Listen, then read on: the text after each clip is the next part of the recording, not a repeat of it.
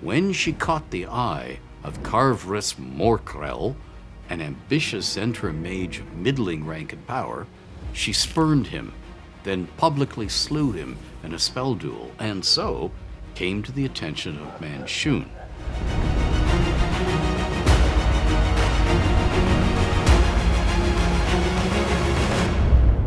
The Lady Darktalon.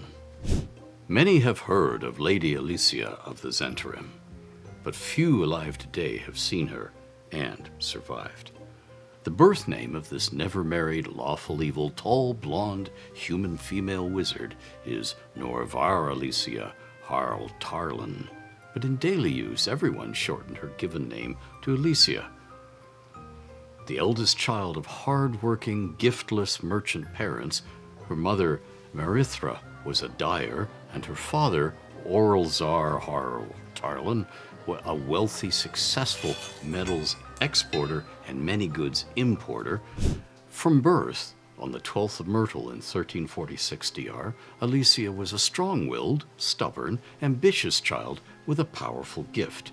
She had a wild talent for temporarily dazing people she could lock gazes with, and used this to murder her two younger brothers by pushing them off high balconies while they were enthralled. This gift frightened several of her father's business partners she used it on when they sought to cuff her for spitting at them, and when Alicia's father grew suspicious of her uses of this power, and it grew strong enough that she could fleetingly induce muscle lock in others she could stare into the eyes of, so they couldn't wield weapons or continue with actions they'd begun, she ended his life in the same way as she'd served her brothers. Then she browbeat her mother into hiring wizards as tutors, for Alicia behaved towards them as a smilingly servile, smitten with them and adoring little girl, so they suspected nothing of her ruthless, murderous nature, and easily mastered all they could teach her.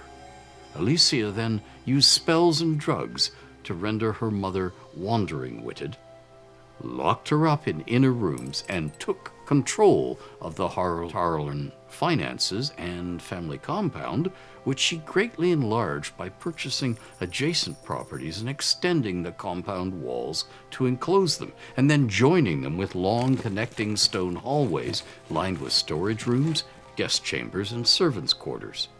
Today, in 1498 DR, the result is a rebuilt and free of all damage warren of linked grand buildings, plus a separate large stables, a coach house, a bakehouse, and a tall, slender lantern tower used to illuminate the courtyard and enable dragon and other aerial steeds to land and take off.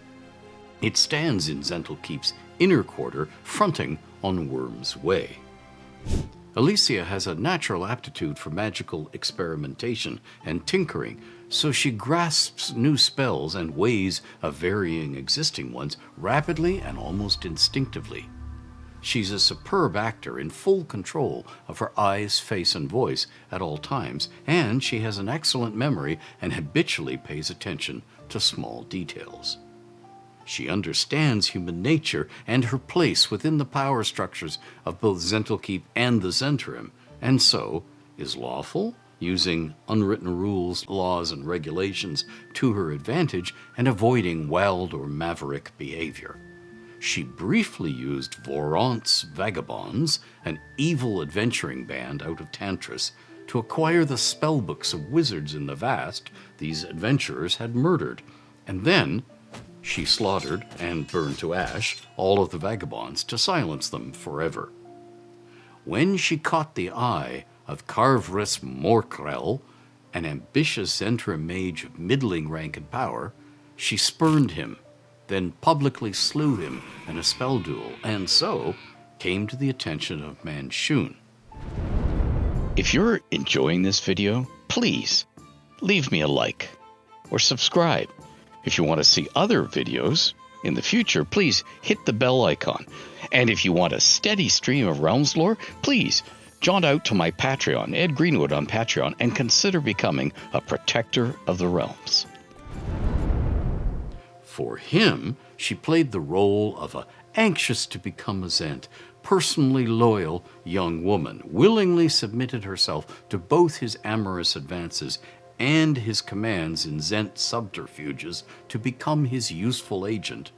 And in turn, he recruited her into the Zhentarim and gave her magic items, spellbooks, and personal training to become two things: his able assistant and envoy, and his secret weapon against any beholder who might seek to destroy Manshoon. Alicia had some I-beam reflecting and foiling wands surgically implanted within her body and mind-linked to her so she could unleash them at will.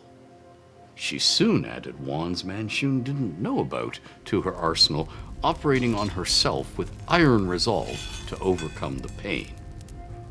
She was never Manshoon's favorite, as he found her too willing and submissive, and so unexciting over the long term, as he himself was smitten by the next fierce, strong-minded, wanton woman, and then the next. The calculating Alicia was fine with this status. She found it safer to be useful in the background, rather than the close, searing flame of the moment, who might soon be slain, magically transformed, or cast down broken as Manshoon's heart turned. Seeing the value of her vote as an ally in the Council of Lords, and of her acting abilities and effortless habit of always saying the right thing at the right time, Manshoon engineered Alicia's election to the Council of Lords, where she acquired her nickname Lady Darktalon from the lips of a political foe, a ship-owning merchant of the city, hight Imril Zhentarim, and promptly found a ready mercantile ally and council member, Teradril on Raven. They worked effectively and enthusiastically together to covertly make the Zhentarim an ever richer, ever more influential presence in trade throughout the Moonsea, and dominant in Zhentil keeps through the power of the purse, so open authoritarianism could be saved for crucial disputes. Submitting willingly to Manshoon's mind-reading magics so he could be certain of her motives and loyalties, Alicia discovered to her glee that she had sufficient mental strength to conceal some thoughts and memories from him. She plotted no treachery against him, but did let him see that she found Fzoul Chembril attractive. Manshoon asked her if she would be willing to seduce Fzoul and become his consort, a lasting guide for the priest that would ensure his faith never led him to cross Manshoon's goals and influence over the Zhentarim. Alicia agreed to this, but insisted that she be allowed to do it in her own unhurried way. Manshoon agreed. And it was this same slow patience that allowed Fzoul to trust that Alicia's love might be real and not one more ploy of Manshoon's or another ambitious woman setting hooks to drag herself up by. Over time, Fzoul came to admire Alicia more and more. The 1368 DR attack on the keep disrupted all Zhentarim plans, and Manshoon sent Alicia far across the realms on a beholder ally-related mission to keep her well away from the fighting. When the Manshoon Wars broke out, Fzoul Chembril appointed her Mage Protector of the Citadel of the Raven, as he wanted his priests to hold sway there, not a group of wizards who'd resist or seek to twist Fzoul's orders, and cemented her loyalty with a ritual he'd devised that involved their sexual union. In this, despite his precautions to prevent any children, Alicia contrived to get pregnant with what turned out to be Fzoul's son, Trethan. She also successfully experimented with spells that subtly increased her body volume so as to conceal any baby bump by making herself larger all over without shifting her basic body outline. Alicia managed to give birth to Trethan and have him spirited away to be raised in Saucil without Fzoul knowing of the boy's existence. Tragically for her plans, he proved to entirely lack the gift. But later they became regular and ardent lovers, and she openly bore Fzoul a daughter, Nalera, a child who had a gift as strong as Alicia's own and revealed as young and as dramatically. She could slay many individuals she could touch by inducing heartstop, and felt glee in doing so. Nolera was kidnapped by unknown hands as a toddler, and others, an unidentified band, according to Elminster, who said those words with a wink, made off with Trethen, so the current fates and whereabouts of both children are unknown.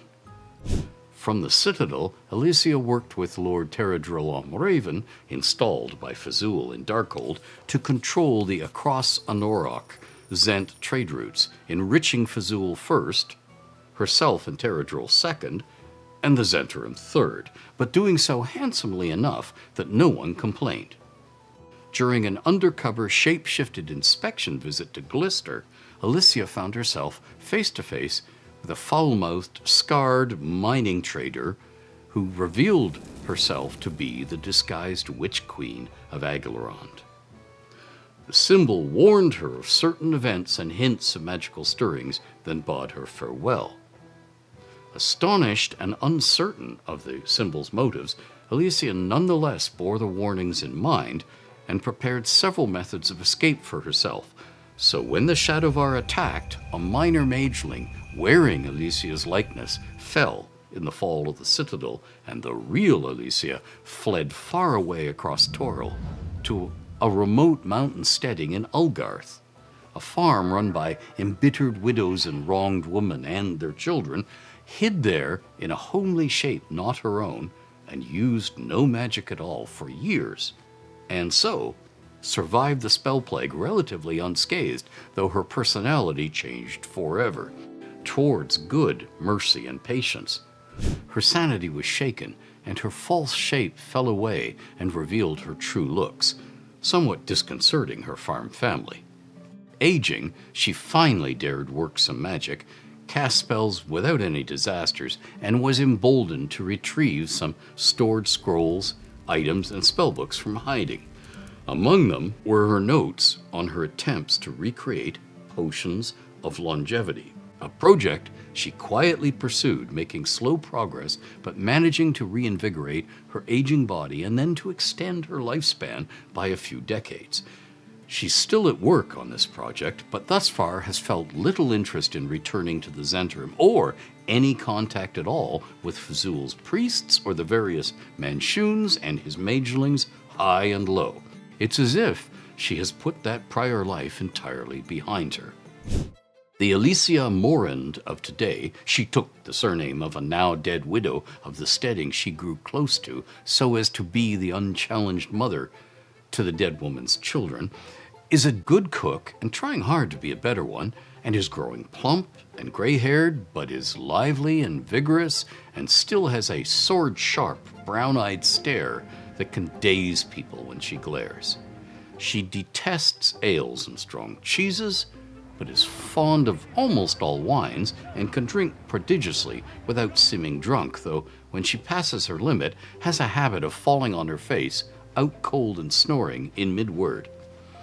And many spirits, and she loves hearty gravies and meat-laden, slow-cooked vegetable hashes. She still knows where she cached many powerful magics all across the realms, as well as enough gold to buy quite a few baronies. She's drawing on this money sparingly as the steading needs it, and to fund her continued experimentations in longevity magics, which she conducts in caves where she goes off by herself, though at least 2 of her fellow farm women have spied on her and have an inkling of what she's up to.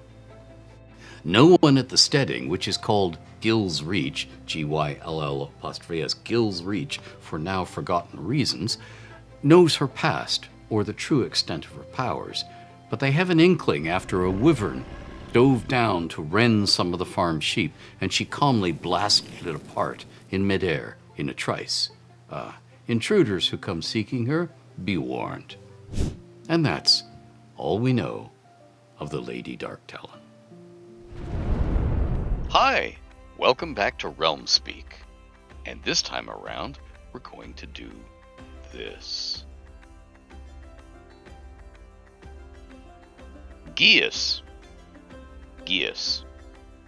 This is the type of spell, a specific spell in the D&D game, but also a more general biblical term, where it's an errand that's been forced upon you. It's something that the gods want you to do. It's something that, say, the priests or clergy want you to do. But in this case, it's a magical compulsion to do something. You will go and you will find the lost sheep and you will bring it back. And there are many GEASs in the realms, but like most free world individuals, I hate them all. So, GEAS is not a nice thing. You should avoid being GEASed.